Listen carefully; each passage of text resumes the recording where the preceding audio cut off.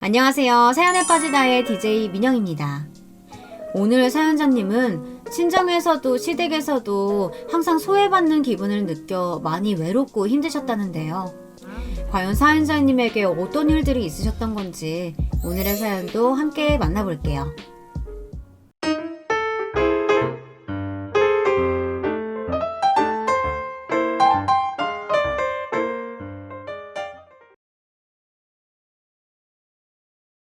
안녕하세요. 저는 40대 유부녀입니다. 저는 지금까지 살면서 제가 세상에서 제일 똑똑하고 현명한 줄 알고 살았어요. 그런데 최근에서야 세상 이런 멍청이가 없다는 사실을 알게 되었습니다. 저는 누구에게나 친절하고 배려심 넘치게 살다 보면 그게 다 제 복이 되어 돌아오는 거인 거라고 생각했어요. 그런데 제 생각이 틀렸습니다. 호구는 그냥 평생 호구였어요. 저는 어릴 때부터 착한 아이였습니다. 제가 착하게 살고 싶어서 그랬다기보다는 집안 분위기가 그랬습니다. 저희 집은 오빠가 항상 왕이었거든요. 2살 위에 오빠가 하나 있었는데 어릴 때부터 영재 소리를 들어가며 동네에서 머리 좋은 걸로 유명했죠. 그러다 보니 부모님께서 오빠에게 거는 기대가 매우 컸습니다. 저에게도 옆에서 오빠를 많이 도와줘야 집안이 사는 거라고 하셨거든요. 부모님은 오빠를 을사 만들기 위해 애쓰셨어요. 넉넉지 않은 형편이면서도 무리해서 학원에 보내고 고액 과외까지 시켰습니다. 덕분에 저는 뒷전이었고요. 저는 전혀 서운하지 않았습니다. 워낙 어릴 때부터 그렇게 세뇌를 당해서인지 공부를 잘하는 오빠가 저보다 지원을 많이 받는 게 당연하다고 생각했거든요. 그게 차별인지도 모르고요. 제가 동생인데도 부모님은 제가 오빠를 챙기는 게 당연하다고 하셨어요.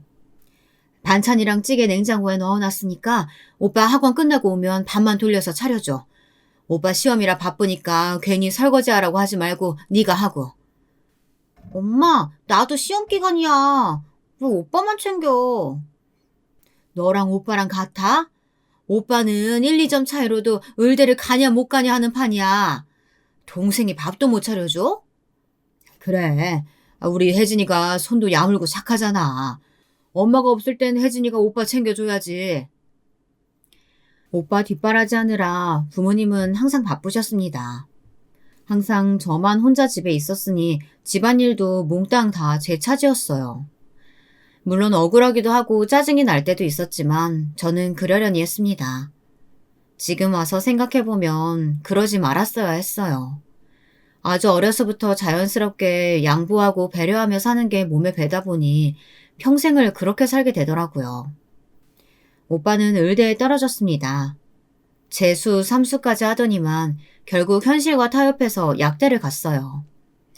안 그러면 저보다도 늦게 대학에 들어갈 판이니 급하게 결정을 한 것 같더라고요.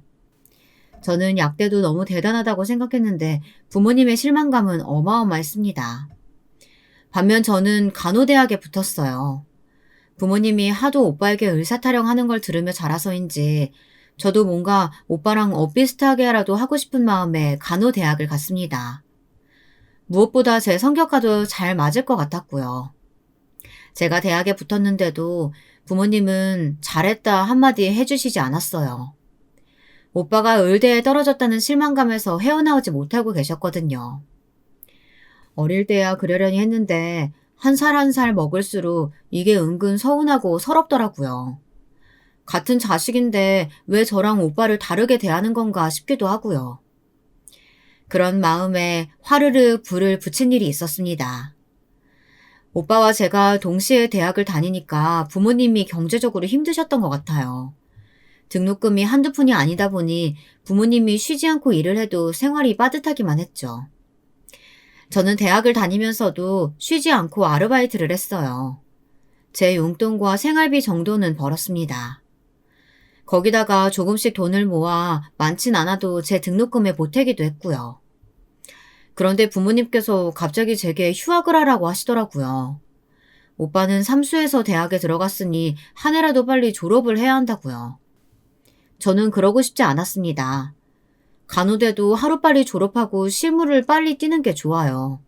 병원에 취직하면 아무래도 연차가 가장 중요한데 졸업을 늦게 하면 저보다 나이 어린 선배가 있을 수도 있으니까요. 저는 처음으로 부모님께 반기를 들었습니다. 지금까지 오빠는 부모님의 지원을 많이 받았으니 이번만은 제게 기회를 달라고요. 얘가 평소답지 않게 왜 토를 달고 이래? 너희 오빠는 남자잖아. 삼수도 했고 군대도 가야 되는데 졸업이라도 빨리 해야 될 거 아니야. 엄마는 왜 항상 오빠 상황만 걱정해? 나도, 나도 지금 휴학하면 어차피 계속 알바나 하면서 시간 허비해야 되잖아. 차라리 하루라도 빨리 졸업하고 병원에 취직해서 돈 버는 게 낫지. 누가 너더러 돈 벌어오래? 너야 어차피 자격증만 따면 아무 병원이라도 가면 되잖아. 엄마는 무슨 남 얘기하듯 그래? 나 아무 병원에나 가려고 간호대 간 거 아니거든? 우리 혜진이가 오늘따라 왜 이럴까? 엄마 아빠가 요즘 상황이 안 좋아서 그런 거니까 우리 딸이 좀 이해 좀 해줘. 왜 항상 나만 이해를 해? 이번엔 나도 그냥 절대 안 넘어가. 오빠가 양보하라고 해. 양보하기 싫으면 그냥 군대나 가버리던가. 저는 제가 소리를 버럭 질러놓고 제가 놀랐습니다. 나도 부모님께 고집을 피울 수 있는 사람이었구나 싶어서요. 하지만 그러면 뭐래요. 부모님은 결국 부모님 뜻대로 하셨어요.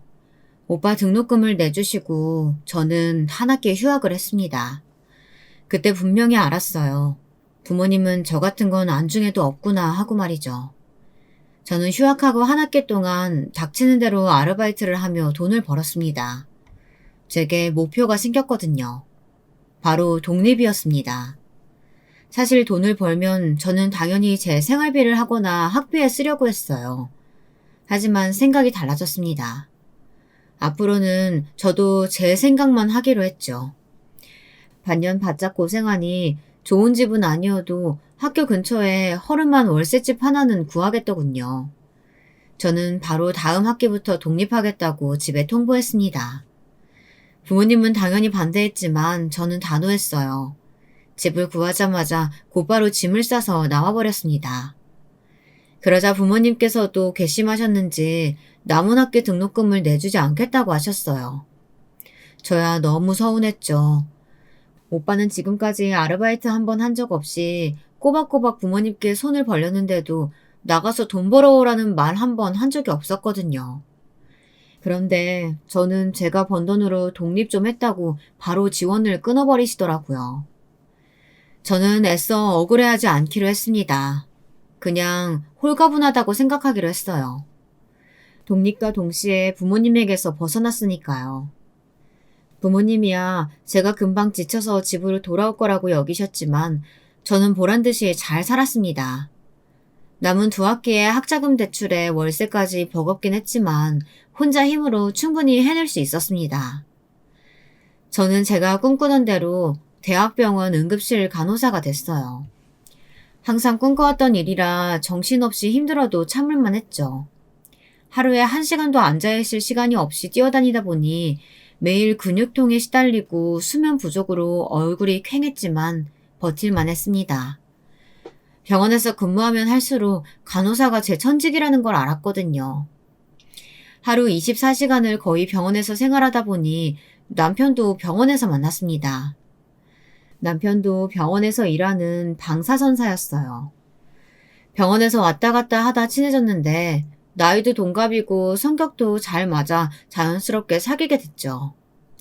아무래도 제가 3교대라 병원에서 살다시피 하다 보니 데이트도 거의 못했습니다. 그러다 보니 서로 너무 애틋해지더라고요. 저희는 둘 다 나이도 있으니 결혼을 서둘렀습니다. 배우자라는 건 인생에서 가장 중요한 사람이잖아요. 신중하게 결정했어야 하는데 철없이 서두르는 바람에 제가 너무 뭘 몰랐던 것 같아요. 저는 결혼과 동시에 시댁에 들어가 살아야 했습니다. 시아버지는 남편 어릴 때 돌아가셔서 안 계세요. 남편 위로 누나 한 분이 계시는데 얼마 전에 결혼한다고 독립해서 시어머니와 남편 이렇게 단 둘만 살고 있었거든요. 친정 부모님이나 주변 친구들은 홀어머니라고 무조건 모시고 살아야 하는 건 아닌데 뭐하러 그러냐고 했습니다. 하지만 사실 이게 좀 복잡합니다. 남편은 제가 시어머니를 모시지 않으면 자신이 집에서 나와야 살아야 하는데 경제적으로 집을 구할 능력이 안 된답니다. 지금 시어머니와 사는 집이 청약으로 받은 거라 대출을 자신이 갚고 있다네요. 남편 없이 어머니 혼자 남매 둘을 키우셨으니 얼마나 고생을 많이 하셨겠어요. 경제적으로도 넉넉지 않다 보니 힘들게 사신 것 같더라고요.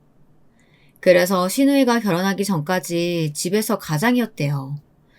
저도 나름 어렸을 때부터 오빠와 차별받는다 생각하고 컸는데 시누이에 비하면 차별당한 것도 아니더라고요.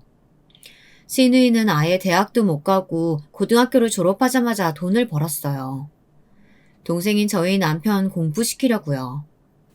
남편이 고등학교 때 갑자기 체대를 가야겠다고 해서 시누이가 체대 입시 학원까지 보내줬나 봐요. 그런데 기껏 학원을 보내놨더니 고3 때 갑자기 체대 말고 공부를 하겠다고 학원을 그만뒀다네요. 저도 결혼하고 나서야 알았는데 남편이 은근 철딱서니가 없어요. 그게 다 집에서 아들이라고 혼자만 귀하게 자라서 그런 거더군요. 남편이 대학을 입학할 때까지도 시댁 식구들은 작은 월세집에 살았대요. 그러다가 시누이가 돈을 모아 전셋집으로 옮겼는데 시누이가 결혼을 하게 된 거죠. 시누이는 결혼하면서도 동생과 어머니가 걱정됐는지 여기저기 청약을 넣었나 봐요. 동생 집이라도 한 채 해주고 시집을 가야 마음이 편할 것 같아서요. 그렇게 해서 지금 사는 아파트 청약이 된 거더군요. 청약이라 시세보다 저렴하기는 해도 워낙 가진 돈이 많지 않다 보니 대출을 많이 받았어요. 남편도 월급 받아 대출이자 갚기 바쁘다 보니 모은 돈이 없는 것도 당연했고요. 시어머니도 사정은 마찬가지였습니다. 집이라고는 청약이라고 당첨된 아파트뿐인데 돈 한 푼 없이 저희가 나가는 것도 말이 안 되고요. 그렇다고 어머니에게 갑자기 나가시라고 할 수도 없는 상황이니까요. 저희 부모님은 노발대발 하셨습니다. 부모도 싫어서 일찍 독립한 애가 홀어머니를 어떻게 모시고 살려고 하냐고요. 저도 걱정이 안 된 건 아니었어요. 하지만 저야 새벽 근무에 밤 근무에 매일 3교대로 집에 들어가 봐야 씻고 잠만 자고 나오기 바쁘다 보니 시어머니와 함께 산다고 해도 부딪힐 일이 있을까 싶었습니다. 무엇보다 남편과 하루빨리 결혼하고 싶기도 했고요. 그런데 제가 너무 안일했습니다. 남편과 알콩달콩도 연애할 때 이야기지 결혼은 현실이더라고요. 시어머님은 저희 부모님보다 더하면 더했지 조금 더 덜하신 분이 아니었어요. 저는 딸도 아닌데 어머니와 남편 옆에 있다 보면 괜히 샘도 나고 소외되는 느낌마저 들었습니다. 시어머니의 아들 사랑이 정도가 지나쳤거든요. 친정에 살 때 오빠를 보면서 느꼈던 감정을 남편을 보면서 똑같이 느꼈어요. 시어머니는 저를 며느리가 아닌 아들 돌봐주는 보모 정도로 생각하시는 것 같았습니다. 세아가, 너는 애가 남편 출근하는데 어떻게 나와보지도 않니? 새벽까지 근무하고 와서 이제 잠들었는데 나오기는 뭘 나와요. 행여나 혜진이 앞에서 그런 소리 하지 마세요. 시어머니 목소리가 얼마나 큰지 자고 있는데도 다 들렸습니다. 저는 만약 아들이 새벽에 일하고 들어왔으면 저랬을까 싶더라고요. 당연히 아니겠죠. 제가 주말에 오전 근무라 출근 준비를 하고 있으면 조금만 달그락거려도 남편이 쉬는 날 모처럼 자는데 조용히 좀 나가라고 하시는 분이거든요. 저는 결혼하자마자 알았습니다. 세상에 절대 딸 같은 며느리는 없다는 걸 말이죠. 한 번은 그런 적도 있었어요. 그날은 제가 밤근무를 하고 와서 아침까지 자고 있었는데요. 주방에서 뭔가 속닥거리는 소리가 들리더라고요. 시어머니는 남편에게 계속 뭔가를 먹으라고 성하셨고 남편은 됐다고 거절하고 있었고요. 저는 어머니께서 밥상을 또 거하게 차리셨나 보다 했습니다. 그런데 제가 잠에서 깨서 주방에 나갔더니 어머니께서 저를 보시고는 웬 박스를 황급히 치우시더라고요. 누가 봐도 제게 뭔가를 숨기려고 하시는 것 같았습니다. 저는 뭔데 그렇게 숨기시냐고 저만 빼고 맛있는 거라도 드시는 거냐고 농담주로 말했습니다. 그러자 남편이 민망했는지 먼저 말하더군요. 자기야 이거 먹어봐. 이거 염소에다가 좋은 약재란 약재는 다 넣어서 만든 한약이래. 딱 보니 어머니께서 남편 것만 한약을 지어오셨나 보더라고요. 사실 한약이야 아들 것만 지어올 수 있죠. 한약이 한두 푼 하는 것도 아니고 온 식구가 다 어떻게 먹겠어요. 하지만 서운한 건 바로 그 뒤에 시어머니의 행동이었습니다.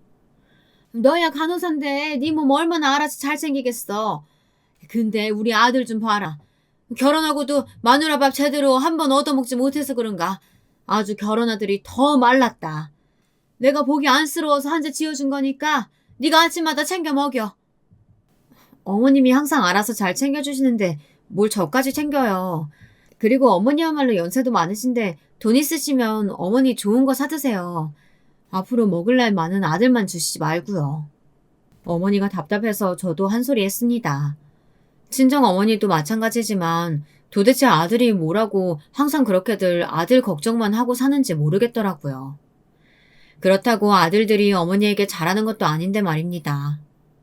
시어머니와 함께 사는 건 걱정한 것보다 힘들지는 않았어요. 제 생각대로 제가 집에 계속 있는 게 아니다 보니 부딪힐 일이 없었죠. 오히려 제가 죄송할 때가 많았습니다. 연세도 많으신데 집안일도 거의 혼자 다 하시고 남편까지 살뜰히 잘 챙겨주시니까요. 저는 시어머니에게 감사해서 용돈도 챙겨드리고 선물도 자주 사다 드렸어요. 제가 같이 살기는 하지만 특별히 챙겨드리는 게 없으니까요. 그런데 생각지도 못한 부분에서 힘든 일이 생겼습니다. 저는 시어머니보다 시누이가 더 힘들더라고요. 글쎄 시누이가 시도 때도 없이 집에 찾아왔습니다. 물론 딸이 어머니가 사는 집에 올 수도 있죠. 그런데 이 집은 자기 어머니랑 동생만 사는 집이 아닌 올케인 저도 사는 집이잖아요. 툭하면 와서 냉장고에 있는 음식이며 과일을 가져갔어요. 그뿐만이 아니었어요. 제가 집에 있든 없든 신경도 안 쓰고 애들까지 데리고 와서는 밤늦게까지 있다 가는 일도 허다했죠. 저는 일반 직장인처럼 오전에 나갔다가 저녁에 들어오는 사람이 아니잖아요. 새벽 근무하고 와서 간신히 좀 자려고 하면 애들까지 데리고 우르르 와 시끄럽게 했습니다. 심지어 나중에는 제가 자고 있으니 아예 깨우더라고요. 올케, 좀 일어나봐. 올케는 집에 시누이가 왔는데 어떻게 잠을 잘 수가 있어? 오셨어요? 제가 새벽 근무하고 이제 막 왔거든요. 어제는 응급환자도 많아서 정신이 없었어요. 올케는 아무리 일이 바빠도 그렇지 시어머니 모시고 사는 사람이 장도 안 봐나? 올 때마다 보면 냉장고가 텅텅 비어있어. 우리 애들 배고픈데 외숙모가 맛있는 것 좀 해줘봐. 너무 피곤해서 바로 누워서 자고 싶은데도 시누이는 올 때마다 저를 깨워 밥 타령을 했어요. 냉장고에 뭐가 없네 있네 하면서 조카들 맛있는 거나 좀 해주라고요. 제가 며칠 전에 마트 배달로 고기랑 과일 다 시켜놨었는데 형님이 다 가져가셨던데요. 어머 올케 말을 좀 이상하게 한다? 내가 뭐 냉장고를 털어가기라도 했다는 거야 뭐야? 아이고 새아가 네가 집에 통 있질 않으니까 냉장고에 고기랑 과일 매일 그냥 있잖아. 그래서 내가 너희 시누이 좀 준 거야. 가족끼리 나눠 먹을 수도 있지. 너는 쪼잔하게 뭘 그런 거 가지고 그러니? 그러게 올케가 생각보다 손이 작네. 그리고 가족들이 먹는 건데 며느리가 먹는 거에 좀 신경 좀 써. 맨날 핸드폰만 띡띡 보고 대충 사니까 고기도 그렇고 과일도 그렇고 영 상태 안 좋고 맛도 없더라. 제가 마트 갈 시간이 없어서 그래요. 그렇게 마음에 안 드시면 형님이 오셔서 장 좀 봐주시면 되겠네요. 이렇게까지 말하고 싶지 않았지만 만약 결혼 전에 시누이가 저런 사람인 줄 알았다면 남편과 결혼하지 않았을 거예요. 그 정도로 저는 시누이가 얄미웠습니다. 시누이의 만행은 그뿐만이 아니었어요. 제가 매달 어머니께 드리는 용돈이 있어요. 장보고 공과금 내는 생활비 카드야 따로 드렸지만 그래도 어머니도 따로 쓰실 돈이 필요할 것 같아서요. 그리고 제가 때때마다 선물도 많이 사드렸습니다. 시어머니가 일주일에 한 번 복권 사는 거 말고는 당신한테 돈 쓰는 게 없는 분이다 보니 계절마다 제대로 된 옷 한 벌이 없으시더라고요. 그래서 제가 쉬는 날이면 어머니를 모시고 나가 옷이며 화장품 같은 평소 어머님이 안 사시는 것들을 사드렸어요. 그런데 며칠 지나서 보면 어머님이 제가 사드린 걸 전혀 쓰질 않는 것 같더라고요. 그러다가 나중에 보면 그게 다 신우이한테 가 있습니다. 저도 처음에 한두 번은 모른 척 했어요. 어머니가 제게 사달라고 한 것도 아니고 제가 사다 드린 걸 자기 딸에게 주고 싶어서 주시는데 제가 뭐라고 하겠어요. 물건은 저도 그러려니 넘어갔습니다. 하지만 돈은 달랐어요. 시누이가 집에 올 때마다 제가 어머니께 드린 생활비를 야금야금 뺏어가는 것 같더라고요. 결혼 전까지 집안의 가장이었던 시누이가 시집가서 힘들게 사는 게 시어머니는 안쓰러우신 것 같더라고요. 아, 그 인간 때문에 못 살겠어. 나가서 돈을 벌면 뭐해. 어디다 쓰는지 생활비라고는 쥐꼬리만큼만 주고 애들 학원비도 아까워서 덜덜 떠는데. 김서방도 힘들어서 그럴 거야. 힘들어도 애들 생각하고 참고 살아. 돈이야 힘들면 엄마가 다 도와줄 테니까. 엄마가 무슨 돈이 있어서. 아버지 없이 네가 시집가기 전까지 이 집 가장 노릇을 다 했는데 엄마가 없어도 어떻게든 만들어다 가져다 줘야지. 옆에서 주워듣기로는 시누이랑 아주버님 사이가 안 좋은 것 같았어요. 시누이가 결혼하면서 그 전에 남편과 시어머니와 함께 살던 전셋집 보증금으로 지금 아파트 계약금이랑 중도금을 다 냈다고 해요. 그러는 바람에 정작 시누이는 결혼할 때 수중에 한 푼도 없이 결혼을 한 거죠. 신혼 때야 별말 안 하던 아주버님도 자식이 둘이나 생기고 나이가 들다 보니 시누이에게 결혼할 때 해온 게 아무것도 없다고 구박을 하나 보더라고요. 더군다나 시누이가 매일같이 친정에 드나드니 자기가 벌어오는 거 친정에 다 갖다 바치는 거 아니냐고 꼬투리까지 잡나 보더라고요. 저도 결혼하고 나서 아주버님을 몇 번 보지는 않았지만 시어머니 생신 때나 명절 때도 이 핑계 저 핑계 대면서 잘 오지 않는 거 보면 문제가 있는 사람이긴 한 것 같아요. 그럴 때 보면 시누이가 안쓰럽기도 했습니다. 저희 시댁 분위기가 그랬어요. 어릴 때부터 아버지 없이 셋이 똘똘 뭉쳐 온갖 힘든 일들을 버티며 살아서 그런지 서로 굉장히 애틋하더라고요. 저도 이해 못하는 건 아니에요. 하지만 저도 가족의 일원인데 저에 대한 배려 없이 멋대로 행동하시는 건 참기 힘들었습니다. 결정적으로 정이 뚝 떨어지는 일이 있었는데요. 시어머니의 칠순이 얼마 남지 않았을 때 일입니다. 저는 시어머니 칠순이시니 형님네 식구까지 다 해서 다 같이 여행이라도 갈까 했어요. 제 딴에는 남편이 당연히 좋아할 거라고 생각했는데 남편이 별로 좋아하지 않더라고요. 식구도 많은데 돈 많이 들게 여행은 무슨. 그냥 어머니 쓰시라고 용돈 드리자. 용돈이야 매달 드리는 거고 명색이 칠순인데 뭔가 기억에 남을 만한 건 해야지. 여행이 좀 부담되면 가족 사진이라도 찍을까? 됐어. 우리 엄만 돈 좋아해. 그래도 칠순인데 한 500 정도 드리면 되지 않을까? 저는 남편 말에 너무 깜짝 놀랐습니다. 우리가 경제적으로 여유로운 사람들도 아니고 아무리 시어머님 칠순이라도 현금으로 500을 드리는 게 말이 되나 싶어서요. 저는 곧바로 남편에게 500이 있기는 하냐고 따져 물었습니다. 제가 알기로는 남편 수중에 절대 500이라는 돈이 있을 리가 없거든요. 그런 와중에 남편은 눈치 없이 말도 안 되는 소리를 하더군요. 당신 전에 적금 드는 거 있었잖아. 그거 돈 넣은 지 꽤 되지 않았어? 그 돈, 그거 어머니 드리면 되지. 남편은 자기 돈도 아니면서 아주 쉽게 말하더군요. 저는 왠지 괘씸했습니다. 지금까지 남편이 기분 나쁠까봐 제가 말은 하지 않았지만 사실 결혼하고 나서 집안에 들어가는 비용 대부분을 제가 내고 있었거든요. 남편도 엄연히 일해서 월급을 받으면서도 영 돈을 잘 못 모으는 것 같더라고요. 내 적금? 그 적금 나중에 우리 아이 생기면 쓴다고 모으는 거잖아. 그리고 적금 만기 되려면 아직 멀었는데 지금 그걸 해약하라는 거야? 결혼하고 나서 아무리 힘들어도 이 적금만은 열심히 모았습니다. 아직 아이 계획이 있는 건 아니지만 언제 어떤 상황에서 아이가 생길지 모르니 조금이라도 돈을 모아둬야 할 것 같았거든요. 저더러 생활이 빠듯해서 힘들 텐데 대단하다고 해놓고선 이제와 마치 자기 돈인 것처럼 저런 소리를 해대니 기분이 좋지 않았습니다. 우리가 지금 당장 애가 생기는 것도 아니고 현재 상황에서는 어머니 생신이 중요하니까 그거 먼저 쓰고 다시 모으면 되지. 아무리 그래도 500은 너무 많아. 당신 왜 말이 바뀌어? 어머니랑 누나네 여행까지 생각했으면 당연히 그 정도 생각한 거 아니었어? 도대체 어디로 여행을 가면 500이나 쓴답니까?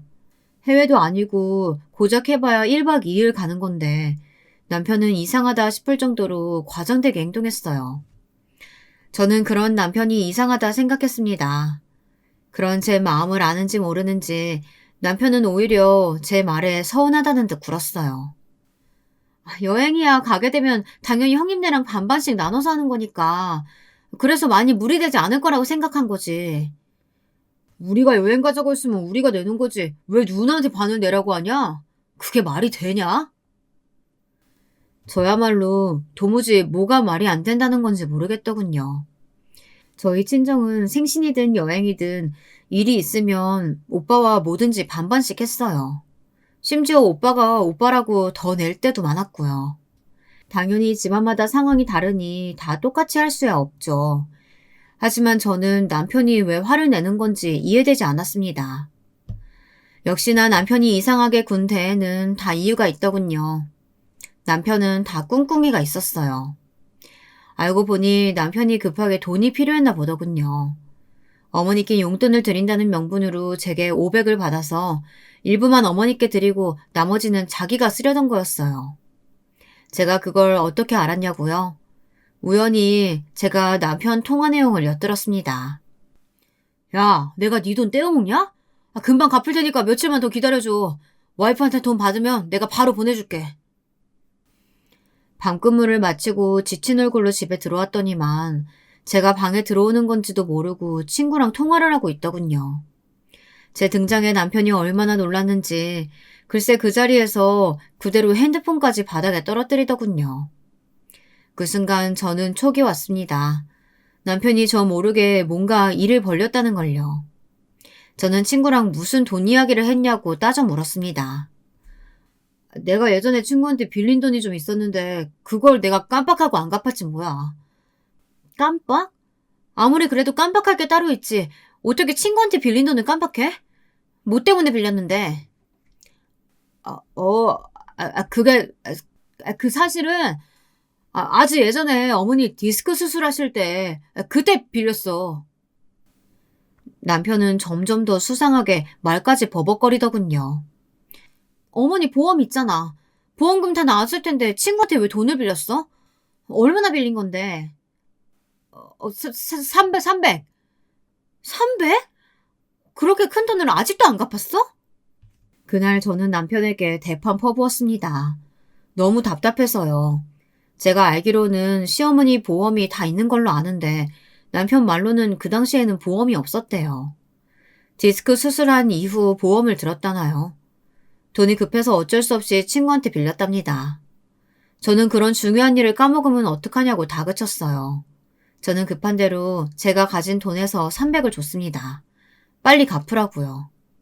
저는 멍청하게 남편 말을 고지고대로 믿었습니다. 그런데 남편은 제게 거짓말을 한 거였어요. 결혼 전 시어머니의 수술비로 친구에게 돈을 빌렸다는 건 새파란 거짓말이었습니다. 돈 300만 원은 앞으로 일어날 일의 빙산의 일각이었어요. 어느 날 제가 오후에 출근을 했는데 병원이 발칵 뒤집혔더군요. 이상하게 사람들이 저를 보고 뒤에서 쑥덕거리는 것 같더라고요. 무슨 일인가 했더니만 이런 망할 놈의 남편 새끼가 아주 대형 사고를 쳤더군요. 남편은 10년 넘게 다닌 병원에서 하루아침에 잘렸습니다. 이 인간이 절대 해서는 안 되는 짓을 했더라고요. 병원 환자 정보를 빼돌려서 제약사에 팔아먹었대요. 정말이지 저게 사람인가 싶었습니다. 남편은 그 일로 조사를 받게 됐습니다. 저와 남편이 부부라는 사실을 병원에서 모르는 사람이 없으니 저까지도 의심을 받았어요. 저도 조사를 받았습니다. 조사 이후 당연히 저는 혐의가 없다는 사실은 확인받았지만 병원에서 얼굴을 들고 다닐 수가 없었어요. 병원 사람들은 알게 모르게 저를 믿지 않았고 뒤에서 수군거리는 사람들도 많았습니다. 당연히 병원을 그만둬야 하나라는 생각도 했지만 현실적으로 그럴 수는 없었어요. 남편까지 병원에서 잘린 마당에 저까지 병원을 그만두면 저희 부부는 살 수가 없으니까요.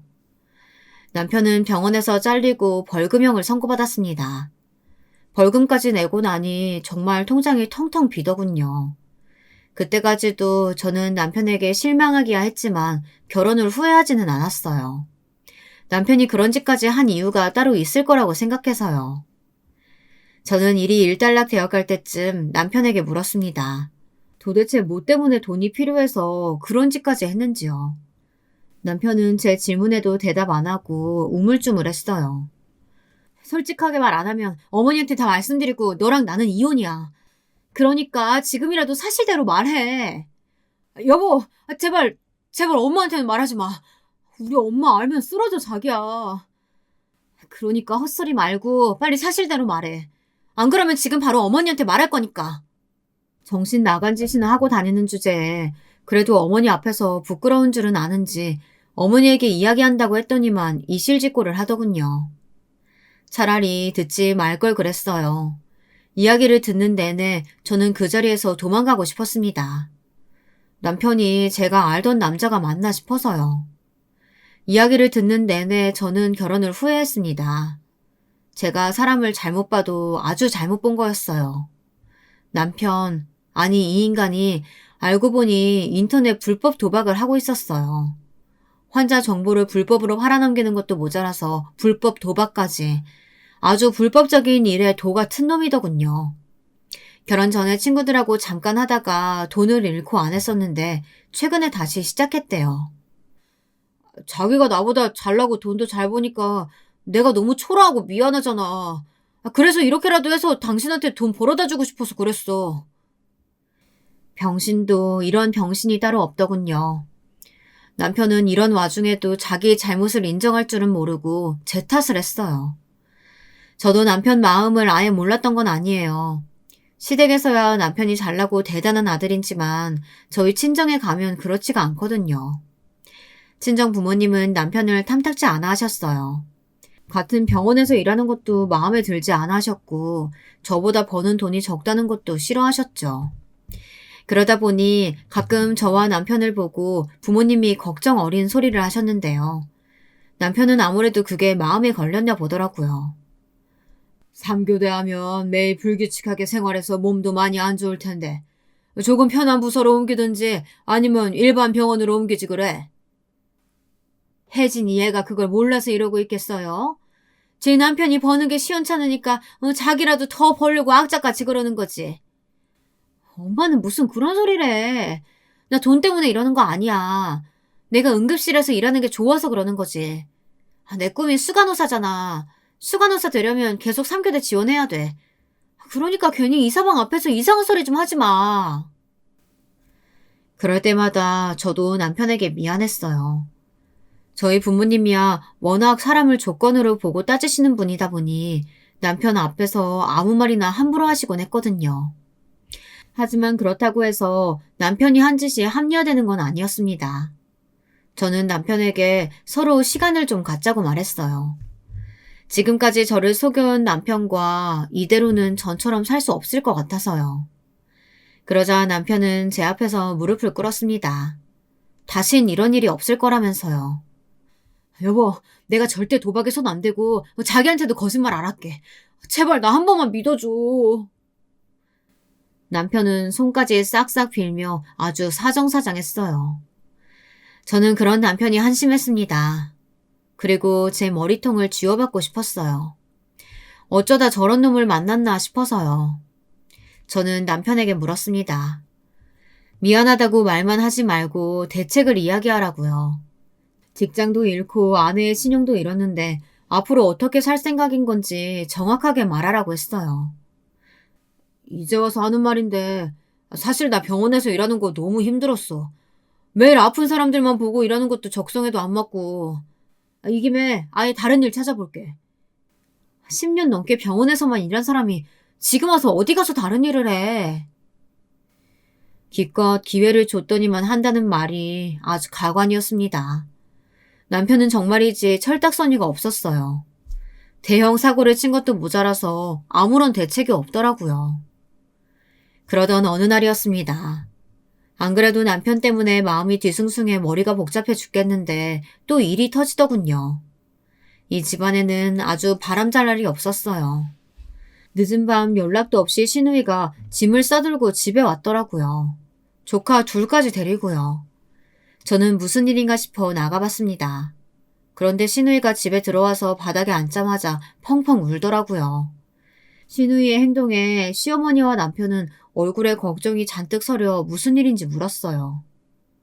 엄마, 김서방 이 자식이 매일 집 나가면 안 들어오고 뭔 짓을 하고 다니나 했더니만 글쎄 밖에서 딴 년이랑 살림을 차린 거 있지? 시누이의 말에 당황한 저는 조카들부터 챙겨 방에 들어가 재웠습니다. 아무리 속상하고 화가 나도 그렇지 애엄마라는 사람이 어떻게 애 앞에다가 두고 저런 소리를 하는지 모르겠어요. 방에 들어와서도 시누이의 울음소리가 얼마나 큰지 큰 집안이 다 울리더라고요. 아이들이 있는데도 저렇게까지 할 정도면 보통 일이 아니긴 한 것 같았습니다. 조카들을 재워놓고 방에서 나갔더니 거실은 초상집이 따로 없었어요.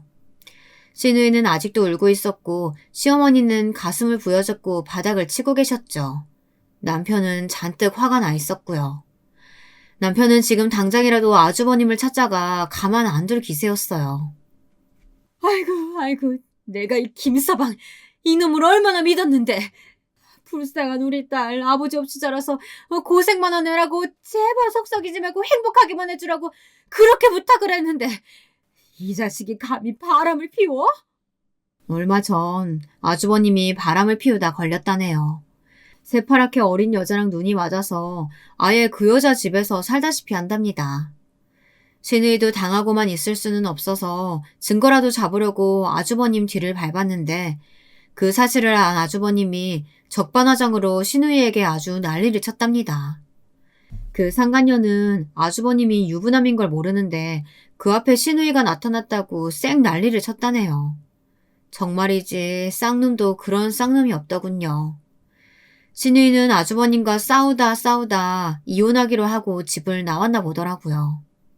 아무리 그래도 누나가 나오면 어떡해. 그 거지 같은 새끼를 내쫓았어야지. 자기 명의로 된 자기 집이라고 나더러 당장 나와라는데 그럼 어떡해. 지금 안 나가면 애들도 못 데리고 나가게 한다는데. 시누이는 제 앞에서는 매일같이 큰 소리치고 얄미운 소리도 척척 해대더니만 자기 남편 앞에서는 찍소리도 못하는 바보였나 봐요. 시어머니는 가슴을 부여잡고 눈물만 흘리시며 속상해 하셨습니다. 그러고는 간간히 닮은 게 없어서 엄마 팔자를 닮느냐고 중얼거리셨어요. 시어머니도 평생 남편 없이 혼자 남매를 키우셨으니 그게 얼마나 힘든 일인지 잘 아셨을 테죠. 그러다 보니 아이 둘을 앞으로 시누이 혼자 키우며 살 생각을 하니 많이 속상하신 것 같았습니다. 엄마, 나 이제 어떡해? 그 인간이랑 이혼하고 위자료도 한 푼 제대로 못 받으면 앞으로 우리 애들이랑 나 어떻게 살아? 어떻게 살긴 어떻게 살아. 엄마도 있고 동생도 있는데 네가 뭘 걱정해. 엄마가 다 책임져. 김서방, 그 자식이랑 소송해서라도 위자료 받아내고 가만히 안 둘 거야. 저는 시어머니의 말에 걱정부터 왔었습니다. 시어머니는 돈도 한 푼 없으면서 어쩜 저렇게 쉽게 책임진다는 말을 하나 싶어서요. 그런데 모자지간이 똑같았습니다. 남편도 저와 한마디 상의 없이 아주 자신있게 말하더군요. 누나, 걱정하지 마. 우리 집에서 같이 살면 되지 뭘 걱정해. 저는 남편 말에 진심으로 너무 놀라 입이 쩍 벌어졌습니다. 남편 말은 며칠만 지내라는 것도 아니고 아예 이 집에서 같이 살자는 말 같았거든요. 물론 시누이 상황이 안 됐다는 거야 저도 잘 압니다. 조카들까지 있으니 저도 지금 당장 시누이를 내쫓겠다는 건 아니에요. 하지만 잘못을 한 건 아주버님이니 그 집에서 아주버님을 쫓아낼 생각을 해야지 왜 이 집에서 같이 살 생각부터 하는지 모르겠어요. 그날 밤은 시간이 늦었으니 시어머니 방에 시누이가 잘 공간을 마련해드리고 저와 남편은 방으로 왔습니다. 그리고 남편에게 단도직입적으로 물었어요. 정말 시누이를 이 집에서 데리고 살 생각이냐고요. 그러자 남편은 너무도 당연하다는 듯 대답했습니다. 누나가 혼자도 아니고 조카들도 있는데 이혼하고 당장 갈 곳 없으면 당연히 우리 집에서 같이 살아야지. 당신은 뭘 그런 걸 묻고 그래? 남편은 기억상실증이라도 걸린 걸까요? 바로 얼마 전 본인이 친 사고가 기억이 나지 않나 봅니다. 어쩜 저렇게 뻔뻔하게 굴 수가 있는지 정말 모르겠어요. 어이가 없는 게 가만 보면 남편은 시어머니나 시누이에 관련된 일이라면 항상 욱하고 도가 지나치다는 생각이 들 정도로 그렇게 굴었습니다. 아무리 사이가 좋아도 그렇지 명색이 저도 아내인데 항상 보면 저는 뒷전인 것 같았습니다. 저는 너무 서럽고 서운해서 순간 눈물이 왈칵했습니다. 제가 잘못 생각했어요. 저와 남편이 사랑해서 결혼한 게 아니고 이건 남편네 집에 제가 끼어 들어와서 사는 꼴이 된 것 같더군요. 당연히 당신이랑 사는 거지. 내가 당신한테 얼마나 고마워하고 있는데 그런 말도 안 되는 소리를 해. 그럼 내가 왜 이런 취급을 받아야 되는 건데? 내가 지금까지 어머니 생활비에 집 대출까지 다 갚고 있잖아. 그런데도 이 집에 대해서 나한테 선택권이 하나도 없다는 게 말이 돼? 더군다나 지금은 내가 이 집 가장인데. 저는 너무 흥분한 나머지 밖에 시어머니와 시누이가 있다는 사실을 망각한 채 저도 모르게 화를 주체하지 못하고 소리를 질러버렸어요. 이게 다 무슨 소리야? 엄마 딱 보면 몰라? 올케가 준영이보다 돈 좀 잘 번다고 지금 위세 부리는 거잖아. 아무리 그래도 그렇지. 올케 어떻게 가장이란 소리를 해? 이 집 명의도 준영이 거고 계약금에 중도금까지 다 내 돈으로 되는데 이 집 올케 지분이 얼마나 된다고 쌩난리야. 형님 그런 게 아니고요. 아니긴 뭐가 아니야. 아무리 화가 나도 그렇지. 시어머니 시누이까지 한 집에 있는데 큰 소리까지 치면서 남편을 잡기를. 알았어. 올케가 그렇게 싫으면 지금 내가 나가면 될 거 아니야. 누나 나가길 어딜 나가. 혜진이가 절대 그런 뜻으로 말한 거 아니야. 그럼 네가 이 집에서 나가긴 왜 나가? 어머니 여기가 네 집인데. 남편은 혹여나 시누이가 정말 나가기라도 할까봐 걱정되었는지 시누이 앞까지 가로막았습니다. 아주 나가지 말아달라고 사정을 하더군요. 거기다가 시어머니는 이 집이 아예 시누이 집이라고까지 말했어요. 저는 그 꼴을 보는 것만으로도 너무 싫더군요. 저는 아무리 봐도 남편 속을 알 수가 없었습니다. 시어머니와의 관계도 어렵고 시누이와의 상황도 불편했지만 그럴 때마다 제가 참고 견뎠던 건 다 남편 때문이었어요. 남편만 믿고 이 집에 들어와 살았던 거니까요. 하지만 남편은 그 어떤 노력도 하지 않았습니다. 상황이 이렇게까지 나빠질 수밖에 없었던 건 모두 다 남편 탓인 것만 같았습니다. 결혼 전 제가 남편에게 집에서 오빠와 차별을 많이 받고 컸다는 말을 한 적이 있었어요. 그때 남편은 저를 안쓰러워하면서 지금까지 제가 받지 못한 사랑까지 해서 저를 넘치게 사랑해주겠다고 말했습니다. 저는 멍청하게도 그 말을 믿었습니다. 흔해 빠진 가멀 이설에 속아도 단단히 속은 거였죠. 순간 그런 생각이 들었습니다.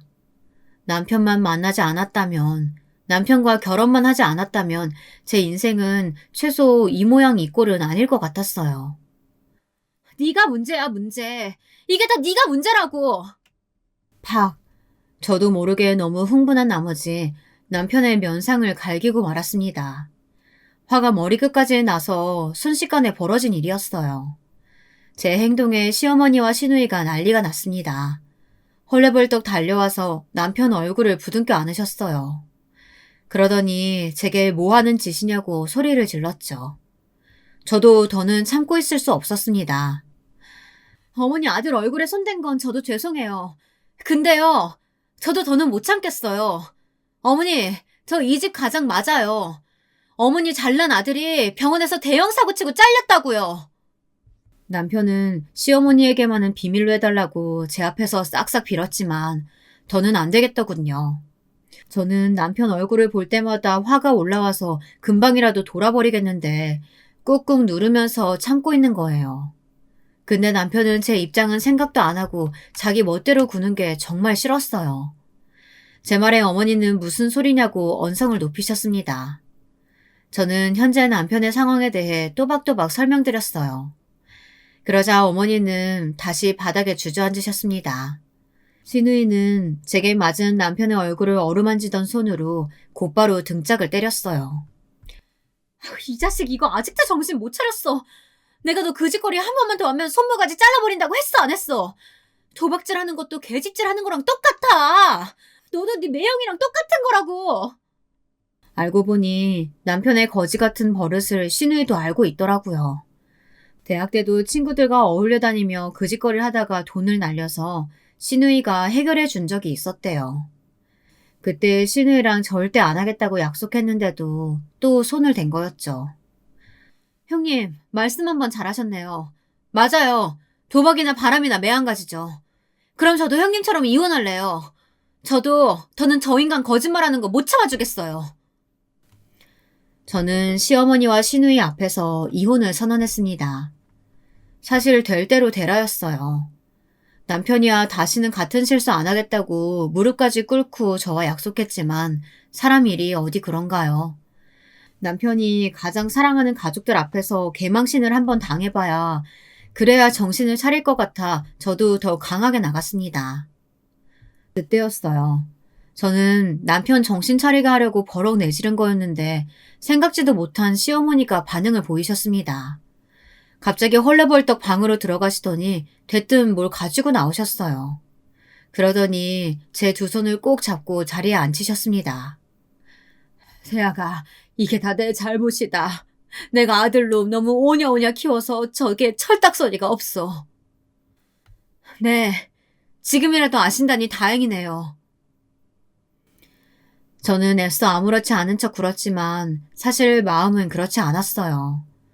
마음이 편치 않아 어쩔 줄 몰랐습니다. 시어머님이 이렇게까지 하시는 건 처음이라 몸둘 바를 몰랐죠.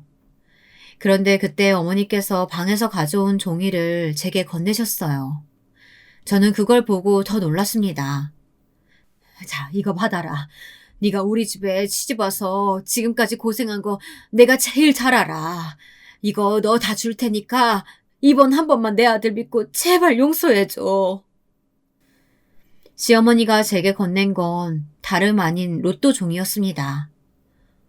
엄마, 이거 뭐야? 이거 복권 아니야? 이걸 왜 올케를 줘? 믿기지 않는 일이 일어났습니다. 글쎄 시어머니께서 복권 1등에 당첨되셨답니다. 매주 까먹지도 않고 로또를 사시더지만 정말 1등이 되긴 했더라고요. 그 어렵고 대단한 걸 시어머니는 아들도 아닌 딸도 아닌 저에게 주셨습니다. 아들놈이 지금까지 잘못한 거 이걸로나마 다 갚을 수 없겠지만 그래도 당신의 마음이니 제발 받아달라고 하시더군요. 엄마, 이걸 왜 혜진이를 줘? 아들이 나를 줘야지. 역시나 철딱선이라고는 없는 남편은 그런 상황에서도 눈치 없이 굴었습니다. 시어머니께서 제게 준 로또 종이를 탐내고 있었어요. 너는 입 닥치고 있어. 앞으로 우리 집 가장은 우리 며느리 혜진이가 맞아. 앞으로 너희 둘 다 이 집에서 살 생각이면 하루라도 빨리 취직해서 돈 벌 생각들이나 해. 그래야 이 집에서 먹고 자게 해줄 테니까. 시어머니의 행동이 갑자기 달라졌습니다. 앞으로 이 집의 가장은 저이니 시누이와 남편더러 제 말을 따라야 한다고 했어요. 와, 암튼 우리 엄마 대단하다니까. 애지중지하던 아들 이혼당할까봐 며느리한테 붙는 거야? 우리 엄마 태세 전환 장난 아니네. 자식이라고 꼴랑 둘 있는 거 당장 둘 다 이혼남 이혼녀 되게 생겼는데 그럼 어미가 돼서 가만히 있어? 한 놈이라도 말려야지. 시어머니는 정말 태세 전환이 빠른 분이었습니다. 그날 이후 어떻게 됐냐고요? 사실 저는 고민이 많았어요. 옛말에 자기 처자식도 팔아먹는다는 게 도박이라고 했잖아요. 저는 남편을 도저히 믿을 수가 없었습니다. 그래서 한동안 남편과 저는 떨어져 지냈어요. 친정에서 지내며 생각을 정리했습니다. 시어머니에게 받은 로또는 그대로 시댁에 두고 나오려고 했는데 시어머니께서 제게 주기로 한 거니 가지고 나가라고 하셨죠. 그리고 한 말씀 덧붙이셨습니다. 혹시나 네가 용서해주고 다시 받아줬는데도 저놈이 또 도박에 손대면 그때는 내가 내 손으로 아들놈 신고할게. 세아가 제발 날 좀 믿고 한 번만 다시 생각해주렴. 저는 고민 끝에 다시 집으로 돌아갔습니다. 그리고는 현재 32평 방 3개짜리 아파트에서 어른 넷, 아이 둘까지 해서 아주 복잡거리며 살고 있습니다. 복권도 당첨됐는데 왜 아직도 그 집에 사냐고요? 저희는 제가 근무하는 병원 근처에 작은 주택을 하나 샀어요. 아직 인테리어 공사 중입니다. 복권 1등 당첨금 18억 원에서 세금 떼고 못 떼고 나니 남는 것도 얼마 없더군요. 그리고 한 가지 더 달라진 게 있었습니다.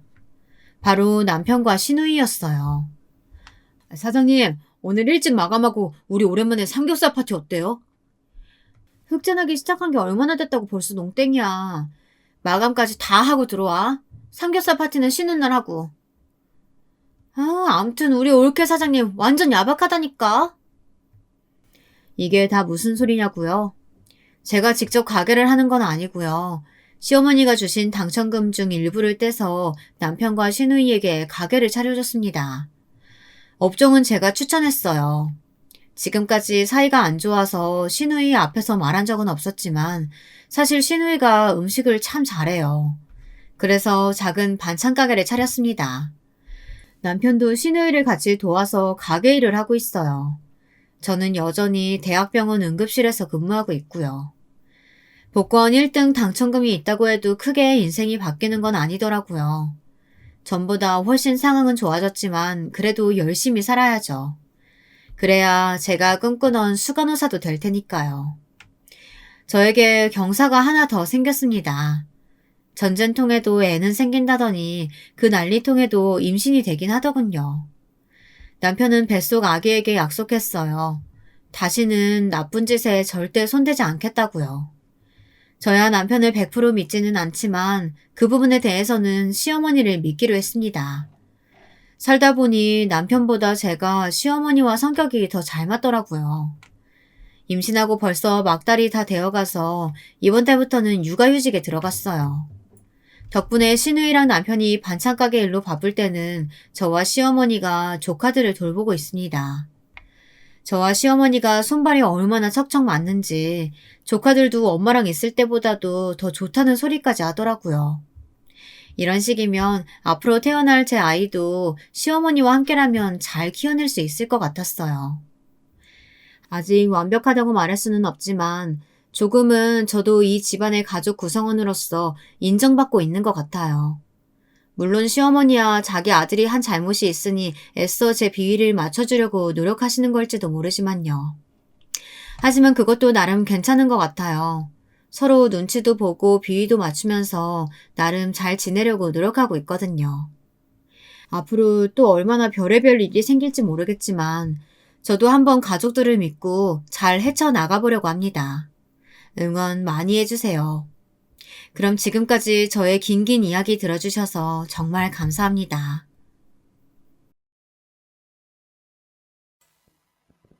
지역 내에 나름 유명한 가업을 물려받아 명맥을 이어오고 있는 어엿한 60대의 가장입니다. 아이들은 일남일녀로 아들은 유학길에 올라 미국에서 생활 중이고 딸은 이제 취업한 지 1년가량 지났습니다.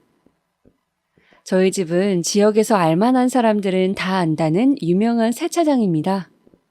평일은 물론 주말에도 고객이 많아 대기표를 받아도 집에 돌아가는 실정이죠. 현재는 직원들이 많아 매일 가진 못해도 일주일에 한 번씩은 꼭 사업장에 방문합니다. 딸아이는 아직 취업한 지 얼마 안 되어 독립하지 않았어요. 집에 있는 시간이 많아질수록 딸과 함께 놀러 다니는 일도 많았죠. 못해도 2달에 한 번은 가족여행을 가고 종종 외식도 하며 여느 단란한 가정처럼 잘 지내고 있었습니다. 3달 전부터 딸아이의 행동이 조금 달라졌습니다. 주말마다 집에 있는 저를 조르며 밖에 나가자며 팔을 이끌었던 딸이 외출을 하기 시작했어요. 부모로서 아쉬운 부분은 있었지만 이제 딸도 어엿한 숙녀고 여자였기 때문에 연애하는 건 자연스러운 일이라 생각했죠.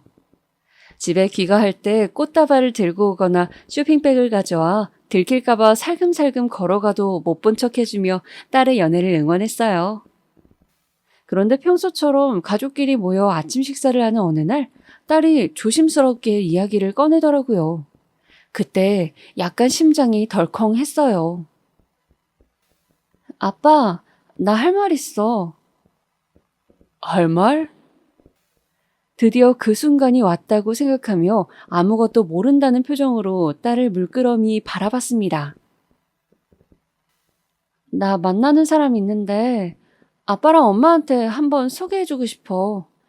엄마, 아빠 언제 시간 돼? 눈치 보고 있는 딸의 표정이 얼마나 귀엽던지. 집사람과 함께 약속이라도 한 듯 눈을 마주치고 싱긋 웃었습니다. 말없이 고개를 끄덕이며 딸을 바라보자 딸도 긴장이 풀린 듯 환하게 웃으며 바라봤습니다. 자식을 키우는 부모로서 언젠가는 올 때라고 생각했기 때문에 편안하게 받아들이기로 했어요.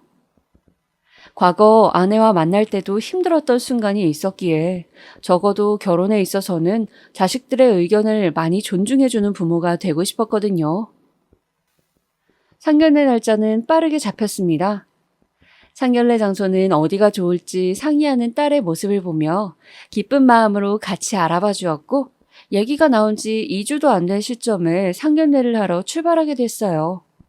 처음인지라 저도 많이 긴장이 되더군요. 아내에겐 긴장하지 않은 척 했지만 속으론 저도 무척이나 떨렸어요. 사실 딸이 진지한 마음으로 교제하고 있는 남자는 어떤 남자인지 남편 될 사람 부모가 우리 부부를 어떻게 볼지 반대로 시간은 어떨지 등등 별 생각이 다 들면서 저도 모르게 손에 땀이 배더라고요. 그렇게 맞춤 정장까지 빼입고 운전대를 잡았습니다. 딸은 뒷좌석에서 화장을 고치느라 바쁘고 아내도 평소와는 달리 긴장한 표정으로 핸드백을 꼭 쥐고 있었습니다. 말은 안 했지만 가족들은 모두 걱정 반, 호기심 반으로 같은 생각이었을 거예요. 그렇게 달려온 1시간 후 드디어 상견례장에 들어서게 되었습니다. 문 열리는 소리가 들리자 웅성거리던 소리가 멈췄고 예비 사돈과 사위가 물끄러미 저희 가족을 바라봤습니다. 그리고 백발이지만 깔끔하게 무스를 바른 예비 사돈의 얼굴에서 웃음기가 싹 가셨어요.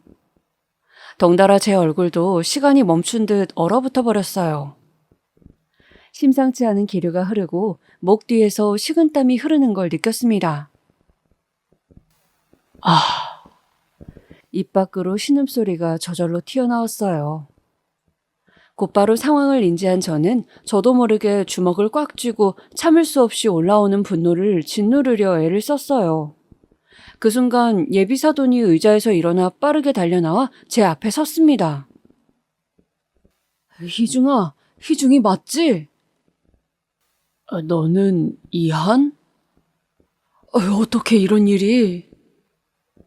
도대체 무슨 일이냐며 이게 어떻게 된 일이냐며 모두가 물었지만 우리는 아무 대답도 할 수 없었습니다.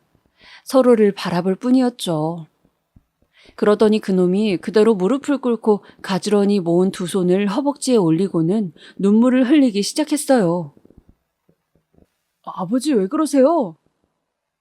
자기 품보다 조금 더 큰 정장을 어색하게 차려입은 예비 사위가 뛰어나와 제 아버지를 일으켜 세우려 했어요. 허나 예비 사도는 제 이름만 불렀고 옛 기억이 걷잡을 수 없이 떠올라 순식간에 머리를 집어삼켰습니다. 제 볼에도 뜨거운 눈물이 흘렀고 곧바로 뒤돌아서 문을 잡았습니다. 그때 누군가가 두 팔로 저를 강하게 부여잡았어요. 제발 나를 용서해줘. 잘못했다며 눈물을 흘리며 제 팔을 부여잡은 사람을 바라봤습니다. 아니, 용서할 생각 없다. 저는 그 말을 남기고 상견례장을 유유히 빠져나왔어요. 이 남자와의 인연이 이렇게 이어질 줄은 상상도 못했기에 나오고 나서도 저는 몸을 가누지 못하고 어딘가에 기대어 숨을 몰아쉬어야 했어요. 여기까지 들으면 무슨 일인지 모르실 테니 이제부터 잠시 제 이야기를 해드릴게요. 부디 귀 기울여 들어주세요. 어렸을 때부터 제 오른쪽 다리는 불편했습니다. 태어난 지 몇 개월 안 되어 의사로부터 소아마비라는 진단을 받았고 부모님은 땅이 무너지는 듯한 슬픔에 주저앉았어요. 가업을 물려받아야 할 금쪽 같은 아들이 소아마비라는 사실에 부모님은 며칠째 세차장 일에도 집중하지 못했지만 생활력 강한 성격 덕택에 일상으로 다시 복귀하실 수 있었습니다. 원래 함께 출근하시던 부모님은 타고난 신체적 장애로 차별을 받는 것을 원치 않았기에 극진한 정성으로 교대로 근무하며 저를 보살피셨어요. 그럼에도 제가 걱정되셨는지 부모님께서는 항상 제게 물으시곤 했죠. 희중아, 다리 아프진 않니? 엄마가 좀 주물러 줄까? 괜찮아요, 엄마. 얼른 일 나가세요. 다리를 절뚝거리며 때때로 경련이 올 때도 있었고 참을 수 없는 고통에 무릎을 부여잡을 때도 있었지만 부모님을 걱정시키고 싶지 않아 늘 잘 둘러대곤 했어요. 제가 아프더라도 부모님께서 걱정하시는 모습을 보는 건 더 싫었으니까요. 다행히 초등학교도 착한 친구들을 만나 문제없이 잘 졸업했습니다. 문제가 아예 없었다면 거짓말이었지만 다리가 불편해도 학교 생활을 나름대로 잘 해나가고 있었어요. 하지만 중학교에 입학하고 나서부턴 모든 게 달라지더라고요. 저는 이 학창시절 때의 기억으로 평생을 마음에 큰 상처를 지고 살게 됐고 세상에서 가장 끔찍한 악연을 만들게 됐습니다. 입학식 날은 부모님이 세차장 일로 나오지 못했습니다. 아쉬웠지만 어쩔 수 없다고 생각했기에 언제 끝날지를 기다리며 주위를 둘러볼 뿐이었어요. 꽃다발을 들고 와 자식들과 함께 교사에게 인사를 건네는 부모님들이 가득 찬 교실 안은 언제나 그렇듯 어수선했어요. 문득 시선이 느껴졌고 자연스럽게 눈길을 돌리자 노란 머리로 염색한 남자아이 한 명이 희죽거리며 저를 바라보고 있었습니다. 그때까진 아무 생각 없었지만 왠지 그 노란머리 남자아이의 시선이 어딘지 모르게 불쾌하고 쎄해서 몸이 저절로 떨려왔어요. 당장 다음 주면 입고 나갈 중학교 교복을 다림질하며 어머니가 물어봤을 때도 그 남자애가 떠올랐지만 그냥 그렇지라는 무뚝뚝한 대답만 한 후 방 안에 들어갔습니다. 그리고 어쩐지 불안한 마음이 드는 건 내 기분 탓이라고 생각하며 침대에 누웠습니다. 월요일이 되자 분주하게 준비하기 시작했어요. 불편한 다리로 부모님은 돌아가며 저를 학교에 데려다주곤 했어요.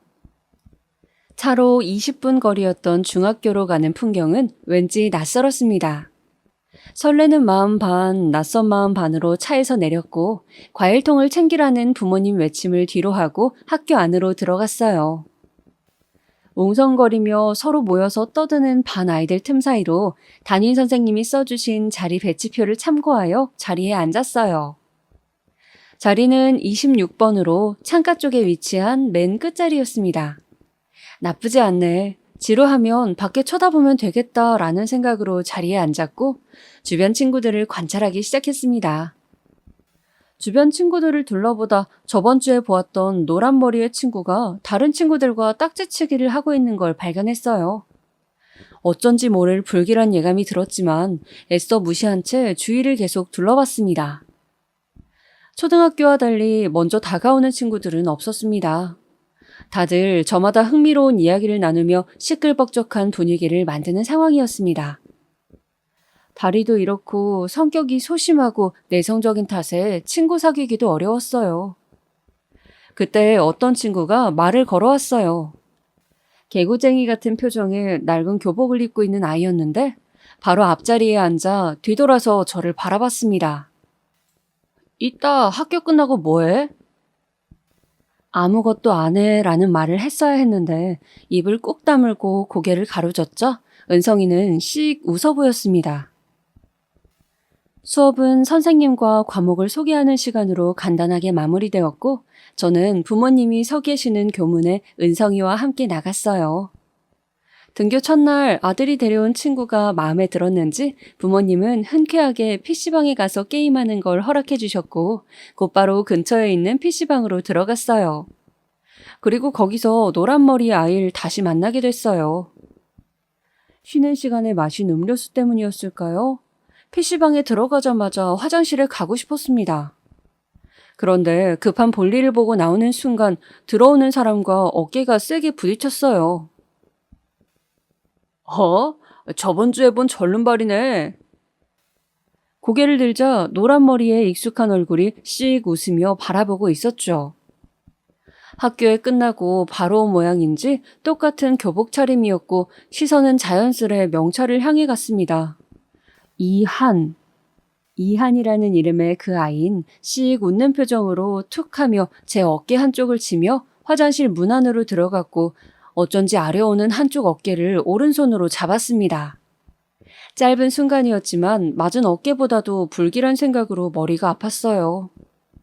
다음에 또 보자는 그 말은 바로 그 다음 날부터 실행이 되더군요. 전날 잠을 설쳐 유독 피곤한 날이었어요.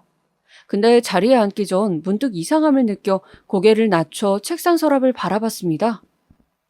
이게 뭐야? 라며 육성으로 소리칠 뻔했지만 소심한 마음에 말할 수 없었습니다. 서랍에는 더러운 쓰레기 조각들이 가득 차 있었어요. 누가 이런 짓을 했지? 라고 묻기도 전에 익숙한 목소리가 들려왔습니다. 야, 절름발이, 이따 쉬는 시간에 나 좀 보자. 너를? 그래, 말귀 못 알아듣냐? 좀 보자고. 고개를 돌리자 노란 머리 아이가 두 손을 주머니에 꽂고 웃으며 쳐다보고 있었습니다. 노란 머리의 주변에는 그의 패거리로 보이는 아이들 3명이 아무 말 없이 희죽거리며 함께 저를 쳐다보고 있었어요. 그 친구를 제외하고는 다들 덩치는 또래 친구들과 비슷했으나 떼거지로 몰려다녀 아무도 건드릴 수 없는 무리 같아 보였어요. 교실 안 분위기는 순식간에 적막이 되었습니다. 왁자지껄하던 아이들은 너나 할 것 없이 일제히 고개를 돌려 우리 쪽을 바라보았고 창피함에 얼굴이 뜨거워지는 걸 느꼈어요. 그 아무도 말리지 못하고 걱정스러운 눈빛으로 저를 쳐다볼 뿐이었습니다. 당시엔 무서운 마음 뿐이었습니다. 머릿속에는 걱정으로 가득 차 이미 수업은 귀에 들어오지도 않았습니다. 수업을 마치는 종이 울렸고 툭툭 소리가 나는 교실 뒷문을 바라보자 노란 머리 패거리 중 하나였던 갈색 머리가 손짓하며 저를 불렀습니다. 절름발이 일로 와봐라. 빨리 안 올래? 순간적으로 은성이의 뒷모습을 보았지만 잠에 빠진 모습에 깨울 생각도 접었습니다. 떨리는 가슴을 부여잡고 교실 문을 나선 저는 곧 남자 화장실로 들어갔어요. 화장실 안은 담배 연기로 자욱했습니다. 콜록거리며 눈을 비벼 간신히 앞을 바라보자 앞에 노란 머리가 있다는 것을 알게 되었어요. 앞으로 하루에 한 번 매점 가서 빵 사와라. 어? 빵 사오라고. 안 사오면 알지? 그날부터 저의 매점 출석은 시작되었습니다. 점심시간 전에 가져다 주지 않으면 온갖 욕설과 함께 친구들 앞에서 조롱거리로 만드는 등 보복적인 행동이 반복되었습니다. 조금만 비위에 거슬려도 오른쪽 다리를 때리려는 신용을 했고 그때마다 아무 말 없이 참아야만 했습니다. 그러던 어느 날 저희 어머니께서 걱정이 되셨는지 저를 붙잡고 물으시기도 했어요. 얘 희중아, 너 아무래도 표정이 너무 안 좋다. 무슨 일 있으면 엄마한테 말해봐. 혹시 다리 때문에 애들이 놀리기라도 하는 거니? 저희 어머니는 제 다리가 아이들 사이에서 약점이 될 거라는 걸 어떻게 아셨던 걸까요? 어쩌면 당연했던 걸까요? 저는 어머니의 말에 노란머리 패거리들을 그대로 일러바치고 제가 무슨 일을 당하고 있었는지 고백하고 싶었지만 그러지 못하고 미련하게도 아니라고 재차 둘러댔어요. 그러다 사건은 얼마 안 가 터졌습니다. 매점에 다녀와서 잠깐 사물함에 넣어두었던 간식이 없어졌습니다. 부모님께 받았던 용돈도 그날 마침 집에다 두고 가져오지 못했던 날이라 머릿속이 순식간에 하얘졌습니다. 빈손으로 노란머리에게 가면 분명히 더 큰 후환이 기다리고 있다는 것을 본능적으로 알았거든요. 다급하게 여기저기 찾아 헤맸지만 눈을 씻고 찾아봐도 보이지 않았어요. 곧 수업 시간이 시작될 예정이었지만 저에겐 그런 것들이 전혀 눈에 보이지 않았어요. 선생님께 혼나는 것보다 친구들에게서 올 보복이 더 무서운 저였기에 아무 생각 없이 교실 밖을 뛰쳐나가 매점으로 갔어요. 아저씨, 여기 간식 놓고 간 거 없어요? 아무것도 안 놓고 갔어, 학생. 무뚝뚝한 아저씨가 손짓으로 X표를 해보였어요. 하늘이 무너지는 것 같았어요. 절망, 그 단어밖에 생각이 안 나더군요. 급한 상황이라 어찌됐던 방법을 찾아야 했어요. 머리가 지끈지끈 아파오고 갑자기 어지러지더군요. 가만히 앉아서 뚝뚝 흐르는 눈물에 눈을 감고 있었죠. 그때 누군가 제 어깨를 치더군요. 고개를 들어 바라보자 은성이가 과자 봉지와 우유 하나를 건넸어요. 이거 갖고 가. 꼭 갚고. 아무 말 없이 은성이를 쳐다봤어요. 은성이 눈에는 정말 바보 같아 보였을 거예요. 매점 문 앞에 주저앉아 울고 있는 꼴이라니. 간식을 빨리 받으라며 씩 웃는 은성이를 보며 덥석 받을 수는 없더군요. 끝까지 숨기려고 했는데 창피함에 눈물이 더 터져 나왔고 은성이는 말없이 옆에 나란히 앉았어요. 얘기를 들어보니 이미 2주 전부터 은성이는 제가 매점에 가는 것을 의심스럽게 봤어요. 어느 날은 자는 척하며 교실 문 밖을 나서는 저를 따라가 봤다고 했죠. 평소에 불량식품을 잘 먹지 않던 제가 매점에서 매일 한 움큼 사는 것을 보고 의심이 확신으로 바뀌었다고 해요. 하지만 저에게 티를 내면 제가 너무 창피해할 것 같아서 말을 못했다고 쭈뼛거리며 말하더군요. 네가 자존심 상해할까 봐. 아무튼 이거 가져가. 걔네가 또 너한테 무슨 짓 하면 어떡해.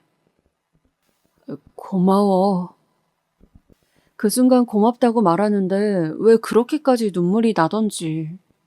자기가 대놓고 싸워주진 못해도 도와줄 순 있다고 창피해하지 말라며 어깨를 토닥이는 은성이가 너무 듬직했어요. 이 사실을 알면 자기도 피해를 받을까봐 도망쳤을 텐데 말이죠. 그날 이후 은성이와 저는 더 돈독해졌습니다. 가끔씩 은성이는 제가 등교할 때마다 미리 간식들을 사서 책상 위에 올려놔 주었고, 남자 화장실에서 제가 오래 나오지 않을 때면 선생님 오셨다고 화장실이 울릴 만큼 큰 소리로 외쳐주었죠. 덕분에 노란머리 무리의 괴롭힘도 조금은 약해질 수 있었어요. 가끔씩 짓궂은 장난을 칠 땐 빼고요. 그렇게 1년이라는 시간이 훌쩍 지났어요. 노란머리 무리들의 괴롭힘도 여전했고요. 하지만 괴롭힘이 있었다 한들 친구가 있으니 버틸만 했어요. 그것도 잠깐이었지만요. 늘 그렇듯 은성이와 같이 PC방에 걸어가고 있는데 은성이가 공원 벤치에 잠깐 쉬었다 가자며 팔을 잡아 끌었어요. 평소처럼 낄낄거리며 재밌는 이야기를 늘어놓던 은성이가 갑자기 조용해지더군요. 물끄러미 은성이를 바라보자 은성이가 제법 진지한 표정을 짓더니 입을 뗐어요. 나 전학가. 뭐라고? 감추려고 했지만 놀랍고 아쉬운 표정이 그대로 드러났을 겁니다. 제가 학교 생활 동안 가장 의지한 게 은성이라는 것을 너무나 잘 알고 있었거든요. 은성이도 잘 알고 있었기에 저에게 말하기 쉽지 않았을 거예요. 갑작스러운 이별에 기분이 순식간에 가라앉았어요. 무섭게 내려앉은 분위기에 은성이가 조심스럽게 얘기를 시작했습니다. 우리 아버지가 일용직을 하다가 한 달 전에 사고를 당해 일을 못 나가게 됐어. 사채업자들이 매일 집에 찾아와서 난리를 부려대고 있어. 이제 집안 물건들을 대신 가져가. 어머니가 버는 돈으로는 도저히 한 달 빚을 갚을 수가 없어서 이사를 가게 됐어. 은성이는 담담하게 말했지만 얼마나 힘들었을지 그 마음이 전해져 왔습니다. 은성이는 어떤 집인지 아직 어머니께서 알아보고 있다고 하면서 말을 아꼈어요. 아마 어린 마음에 친구에게 모든 걸 다 털어놓긴 어려웠을 거예요. 그렇게 은성이는 얼마 안가 떠나게 되었습니다. 마지막에 자기를 잊지 말라면서 삐뚤빼뚤 쓴 핸드폰 번호와 웃는 표정의 캐릭터 하나를 쪽지에 남겨두고 말이죠. 은성이가 없어지자 저는 더 무서워졌어요. 은성이가 없는 학교 생활은 지옥이 되었어요. 은성이의 존재를 알고 있었던 노란무리 아이들은 혼자가 된 제 모습이 재밌기라도 한 듯 비웃었고요. 괴롭힘도 날이 갈수록 더 심해졌습니다. 그러던 어느 날 그 무리들이 저희 집이 꽤 잘 사는 걸 알게 됐나 봐요. 그날은 괴롭힘을 크게 당하지 않고 학교에 부모님 세차장으로 향한 날이었는데 세차장에 그 아이들이 있지 뭐예요? 희중아, 너 친구들이라며? 친구들이 일 도와주고 있었어. 엄마가 돈 줄 테니 친구들이랑 좀 놀다 와.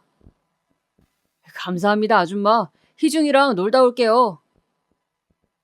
어머니는 세상 환한 얼굴로 저를 부르며 제게 돈까지 쥐어주셨습니다. 그리고 그 돈을 받으며 저는 아무 말도 하지 못하고 손만 부들부들 떨었어요. 그 아이들은 세차장을 나서자마자 당연히 제 돈을 빼앗았고 매일같이 그 짓을 반복했어요. 저희 어머니는 그것도 모르고 늘 제게 돈을 쥐어주시며 희중아, 좋은 친구들이 생겨서 다행이구나 하는 말씀을 하셨고요. 그때만큼 제 속이 타들어갔을 때가 없을 거예요. 이제는 나로 모자라 부모님까지 이 아이들에게 이용당하는 생각이 들자 정말이지 모조리 엎어버리고 싶은 생각이 들었어요. 그러다 제가 참지 못하고 일을 저지르게 되었는데요. 바로 입을 열어 어머니에게 말을 한 것이었어요. 어머니가 얼마나 속이 상하실지 모르는 바 아니었지만 일단 말이라도 해야 이 사태를 중단할 수 있을 것 같았어요. 어머니, 그 아이들에게 돈 주지 마세요. 걔네들 제 친구들 아니에요. 그게 무슨 말이야? 매일 놀러 다니면서. 아니에요. 저 괴롭힘 당하고 있는 거예요. 뭐라고? 그게 정말이니? 어머니는 역시나 제 말에 소스라치게 놀라 자초지종을 물으셨어요. 저는 충격을 받으실까봐 세세하게 그간의 괴롭힘을 다 말씀드리진 못했지만 그 아이들이 제게 심부름을 시킨다는 사실 정도만 말씀드렸어요. 그런데 어머니는 그 얘기만으로도 이미 충격을 받으셨는지 일을 하시던 아버지에게 곧바로 이 소식을 전하셨고 저희 어머니와 아버지는 곧바로 학교로 뛰어오시게 되었습니다. 아니, 어떻게 이런 일이 있을 수 있죠? 대체 자식 교육을 어떻게 시키신 겁니까? 우리 아이가 다른 애들이랑 조금 다르다 해서 이런 식으로 괴롭힐 수 있는 거예요? 우리 아이가 받은 정신적 충격은 어떻게 보상하실 거예요? 어머니는 가해자들 부모님과 선생님을 상대로 울부짖으셨고 선생님도 그분들도 딱히 무슨 말씀을 잇지 못하셨어요. 사실 저에게 관심이 없던 선생님이나 자기 자식이 그러고 다니는 줄 모르는 가해자 부모들은 이 상황이 그저 얼떨떨 하시는 듯 했어요. 그러던 중 저를 가장 괴롭혔던 노란머리의 아버지로 보이시는 분이 이런 말씀을 하시더군요. 부모로서 자식이 다쳤으니 화나시는 건 100번 이해합니다. 허나 제가 잘 구슬르고 달랠 테니 이번 한 번만 넘어가 주세요. 부탁드립니다. 저도 제 자식이 이런 놈인 줄 몰랐습니다. 그분은 꽤 점잖은 태도로 말씀을 이어나가시며 저희 어머니 앞에서 무릎을 꿇으셨어요. 그렇게 사과가 이어지자 저희 어머니 아버지도 일단은 저를 데리고 집으로 돌아가시게 되었고 저는 말없이 집에서 숨을 죽이고 다음 날을 기다렸어요. 사실 부모님까지 불러오고 학교가 한번 뒤집혔으니 이제 괴롭힘은 끝날 줄 알았어요. 천국은 아니더라도 이제 지옥은 없을 줄 알았죠. 허나 후폭풍은 그 이후 일어나고 말았어요. 그 아이들은 자신들이 당한 걸 분풀이라도 하는 듯 저를 더 교묘하고 지독하게 괴롭혔어요. 하루는 남자 화장실에 불러 저를 앉히더군요. 재미있는 놀이가 있어. 노란머리는 주머니에서 담배 한 갑을 꺼내더니 불을 붙였어요. 자, 이거 떨어뜨리면 너 오늘부터 오른쪽 다리는 못 쓰는 거야. 그리고 오른쪽 무릎 위로 불 붙인 담배를 가로로 올려놨습니다. 불안정하게 흔들리는 담배를 보는데 눈물이 나더군요. 너 이거 니네 부모님한테 말하면 죽을 줄 알아. 제가 또 학교에 이 일을 알릴까봐 걱정이 됐는지 그 애들은 꼭 저를 괴롭힐 때면 그런 협박을 하곤 했어요. 그때마다 부모님 생각이 났지만 저는 힘없이 고개를 끄덕였고요. 비참함에 절로 눈물이 뚝뚝 떨어졌습니다. 다음 날 지옥 같은 아침이 다시 시작됐습니다.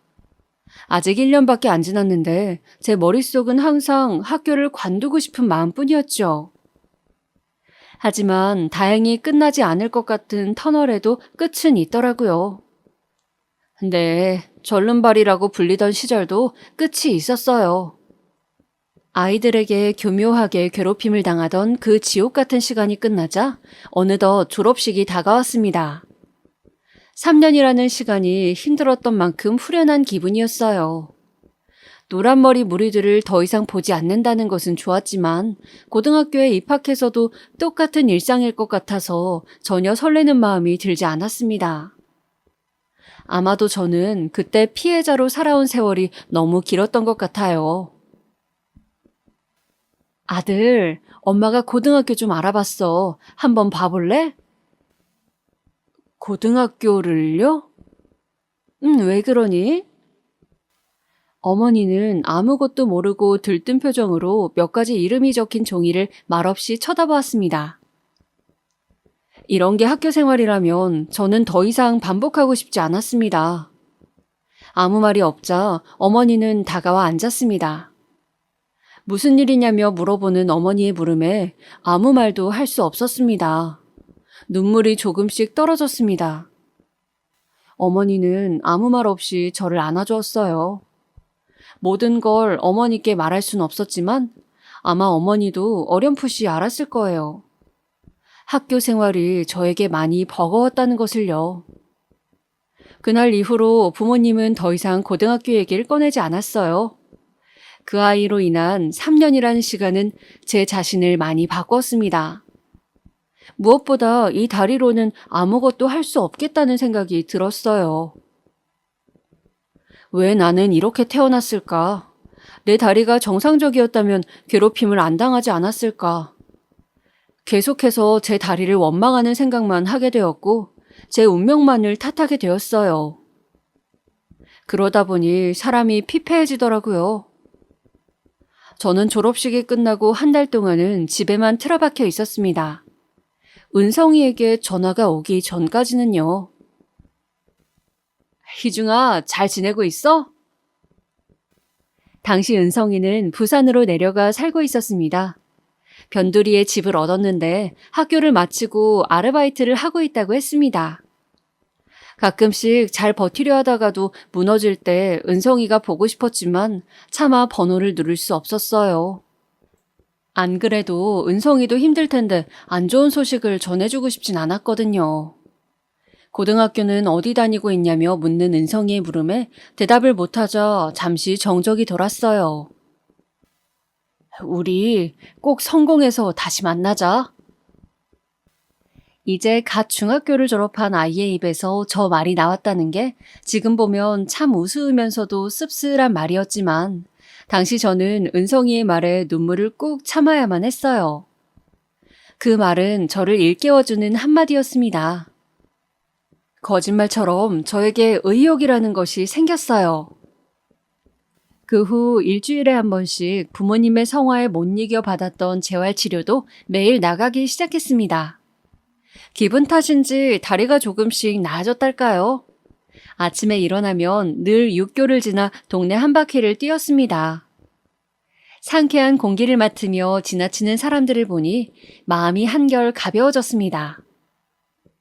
재활치료를 다녀오고 나서는 독서실에 항상 들렀습니다.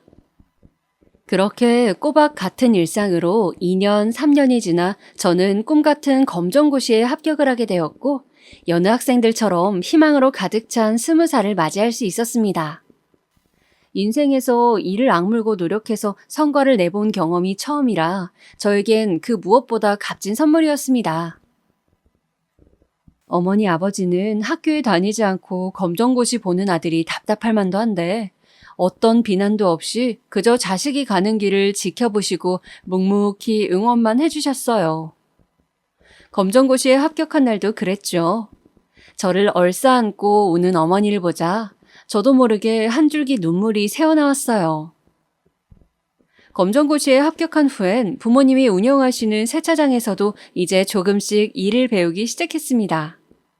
치료도 많이 진전되어 오른쪽 다리도 더 이상 절름거리지 않게 되었고 가끔 경미한 경련이 있었지만 일상생활을 할 때 전혀 불편하지 않았습니다.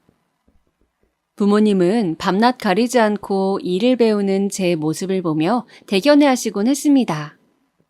어렸을 때는 늘 방에만 틀어박혀 있었던 아들이었는데 벌써 이렇게 커서 가업을 물려받으려 한다니 직접적으로는 말하지 않으셨어도 마음으로 느껴졌어요. 그렇게 1년이 지났고 평소처럼 세차장에 나와 손님들을 맞이하고 있었습니다. 쾅! 멀리서 들려오는 소리에 황급히 소리가 난 곳으로 뛰어갔어요. 차 문을 열려다가 부딪혀버렸는지 차문 모서리는 찌그러져 있었고 기계에는 작은 흠집이 나 있었습니다. 어머, 이걸 어쩌죠? 제가 운전면허를 딴 지 얼마 안 되어서 이런 실수를 했네요. 죄송해요. 어떻게 보상해드려야 할까요? 아니에요. 괜찮습니다. 정말 괜찮아요. 20대 후반으로 보이는 여자가 차 문틈으로 겨우 나와 발을 동동 굴렀습니다. 하지만 흠집이 눈에 안 띄는 수준이었고 괜찮다며 웃어 보였어요. 그때가 아내와의 첫 만남이었습니다. 그날 이후로 그녀는 매일같이 세차장에 방문했죠. 말로는 차가 매일 더러워진다며 어쩔 수 없었다고 하지만 그녀의 방문이 나쁘지만은 않았어요. 어느 날은 그녀가 조심스럽게 커피 한 잔을 건넸습니다. 앞으로 잘 알고 지내자는 그녀의 말에서 우리의 데이트 아닌 데이트가 시작되었고 세차장보다 밖에서 만나는 시간이 많아졌습니다. 그렇게 저희 사이에서 자연스럽게 연애가 시작되었고 3년이 흐르던 즈음 곧 30을 바라보는 그녀의 나이에 결혼 얘기가 나오기 시작했습니다. 우리 이제 슬슬 부모님께 인사도 드리고 결혼도 생각해보는 거 어때? 결혼에 대해 깊게 생각해보진 않았지만 사랑하는 사람이 있다면 굳이 미룰 필요도 없다고 생각했기에 부모님을 소개시켜줘야겠다는 생각이 들었어요. 하지만 생각지도 못한 장애물이 있었어요. 부모님은 이 결혼을 탐탁지 않아 했습니다. 그녀의 나이가 가장 큰 문제였습니다. 전 이제 막 20대 중반에 진입한 시점이었지만 그녀는 30이 되는 나이였기에 예전부터 장가는 연하와 가야 된다는 보수적인 생각을 가진 부모님으로서는 받아들이기가 힘든 문제였습니다. 희중아, 엄마 아빠가 다른 거 바라는 게 아니야. 우린 그저 너랑 비슷한 나이대의 여자가 좋다. 솔직히 한두 살도 아니고 나이 차이 많은 며느리는 싫어. 그리고 그 아이는 직장 생활을 하지 않니?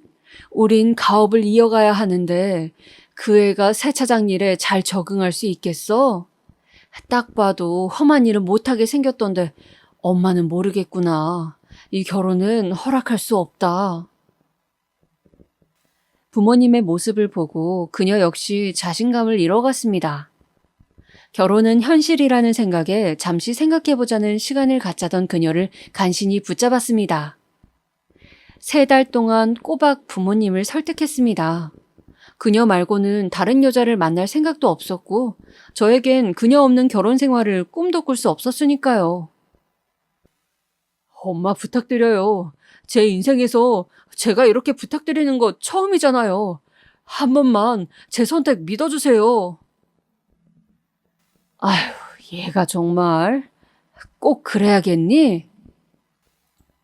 저는 끈질기게 부모님을 설득했고 자식 이기는 부모 없다고 부모님은 결국 허락을 해주셨고 그렇게 겨우 부모님의 승낙을 받아내어 결혼식을 올릴 수 있었습니다. 이른 나이였지만 제 가정을 가졌다는 사실에 너무 행복한 시간이었습니다. 과거 학창시절은 꿈에도 생각나지 않을 만큼요. 그렇게 아내와 함께 세차장을 함께 운영했고 빠르게 규모를 확장시켜 갔습니다. 항상 두려움에 떨며 학교를 다니던 어린 모습의 저는 어느덧 지역에서 나름 유명한 사업을 하고 있는 떳떳한 가장이 되어 있었죠. 행복한 나날이 이어졌지만 중간중간 그 아이들 생각이 나곤 했습니다. 지옥 같은 기억을 안겨준 그 아이들이 언뜻 스쳐 지나갈 때면 저도 모르게 술을 한 잔 기울이게 되었죠. 근데 시간이 흐르고 흘러 이제는 가물거려 얼굴도 기억 안 나는 그 인간을 제 앞에서 이렇게 만나게 되다니, 이 지독한 우연에 저도 그 인간도 말을 잃고 말았습니다.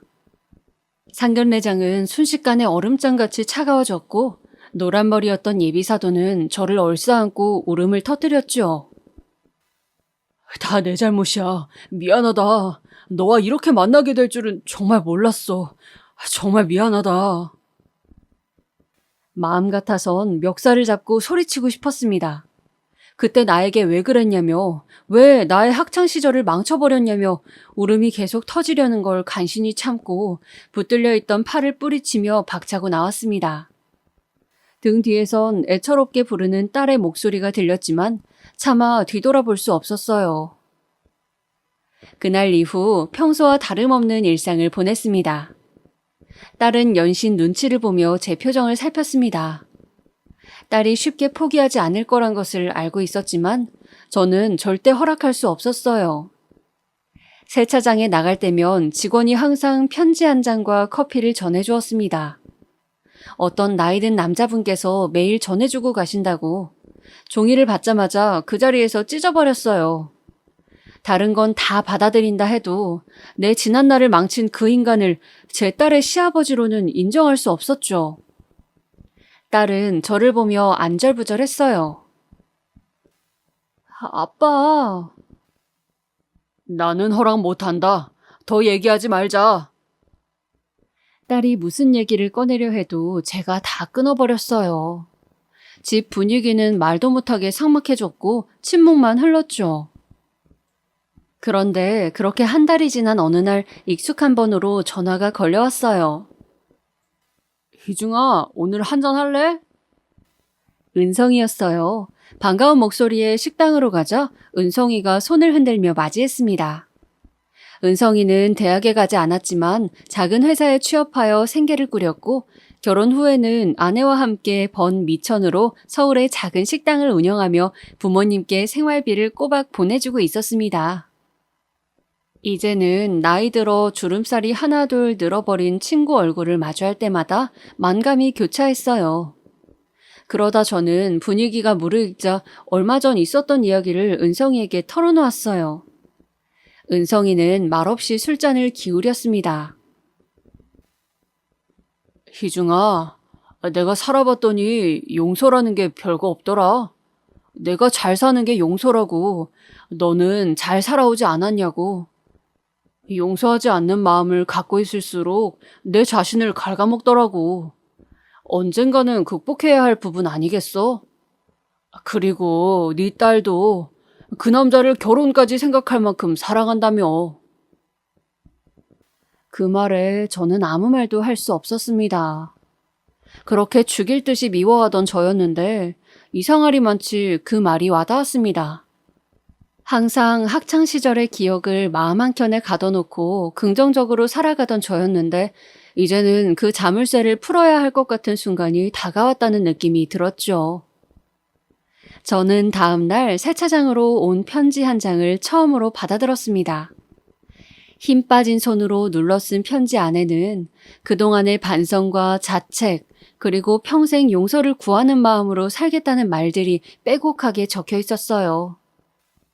편지에 담긴 내용은 진심인 것처럼 느껴졌고 이상하게 편지를 보자 더 이상 슬픔과 분노가 느껴지지 않았습니다. 마음 한켠에 가둬놓았던 감정들이 자유를 찾은 듯 터져나오는 순간이었습니다. 이 말 한마디를 어찌나 듣고 싶었던지 뜨거운 눈물이 볼을 타고 흘러내렸어요. 저는 그날 느꼈습니다. 이제 이 아픈 감정들을 모두 보내주어야 한다는 것을요. 그렇게 다시 딸에게 말해 상견례 날짜를 잡게 되었습니다. 딸은 놀란 듯한 눈치였고 전보다 가라앉은 상견례장 분위기에 모두가 저와 그의 눈치를 봤지만 결혼 날짜는 수월하게 잡을 수 있었어요. 다행스럽게 딸은 지금 아주 잘 살고 있습니다. 사돈과의 왕래는 없지만 가끔 딸 부부와 함께 보내는 선물과 편지를 보며 소식을 듣고 있습니다.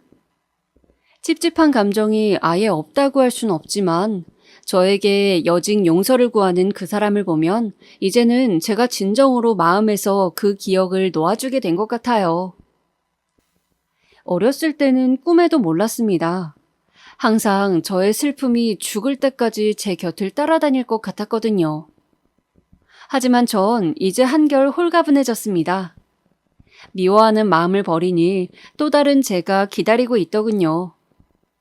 저는 오롯이 이제 저의 인생을 살아가려고 합니다. 인생에서 가장 큰 힘듦을 극복해냈으니 그 다음도 수월하지 않겠어요?